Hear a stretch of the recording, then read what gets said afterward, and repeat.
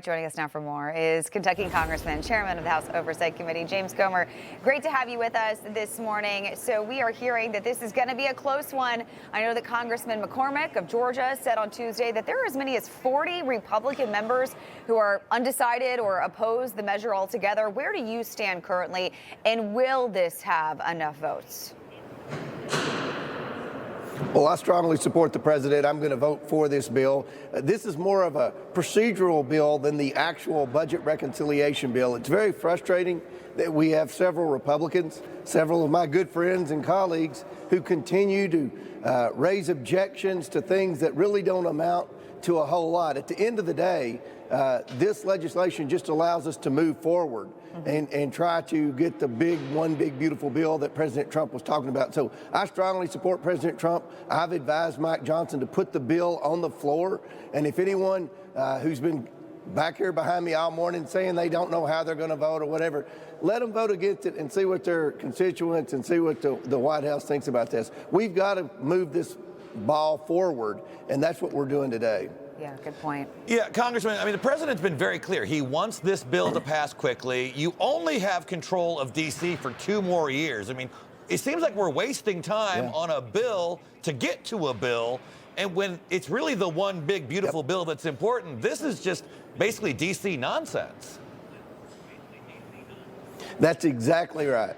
That's a sign that we need term limits here. When people are, they can't see the forest for the trees. They're tripping over a procedural bill, and it's so frustrating to me, and I can only imagine how President Trump feels. Hopefully we'll get the job done today, but it's, you know, it's a lot of the same guys, and again, I can't say enough good things about these people. They want to cut spending. They want to balance the budget.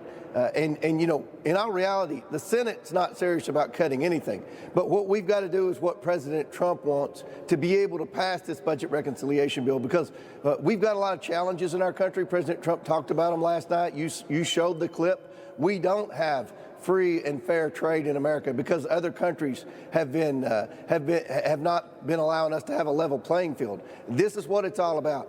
Getting America back on a level playing field. It's going to take a few bumps in the road. That's where we are now, but I have confidence that President Trump will deliver. I want to shift to DOGE and money being saved. I know you were a part of a hearing yesterday with the House Oversight Committee on working with the Trump administration to sell vacant federal buildings. Now, the hearing was actually held in one of those vacant federal buildings. Why is this even a debate? If they're vacant, we clearly don't need them and should probably stop wasting money on them. Exactly. And that's what is so shocking to me, that there's so much opposition among Democrats that are furious that President Trump and Elon Musk are wanting to reduce the federal workforce.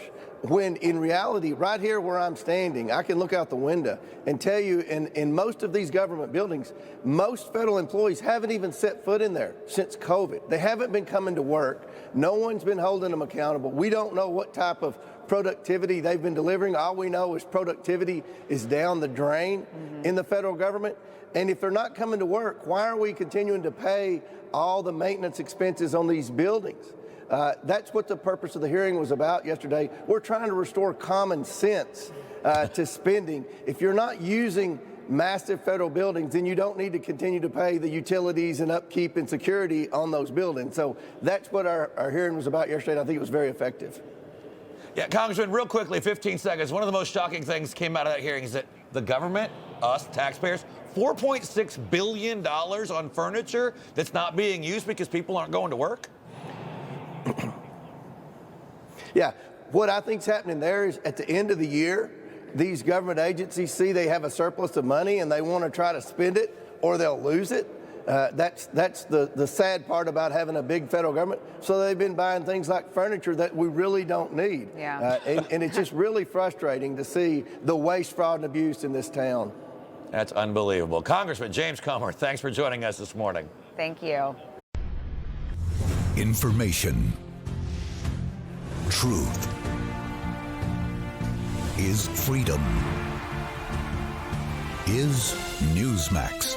It's real news for real people.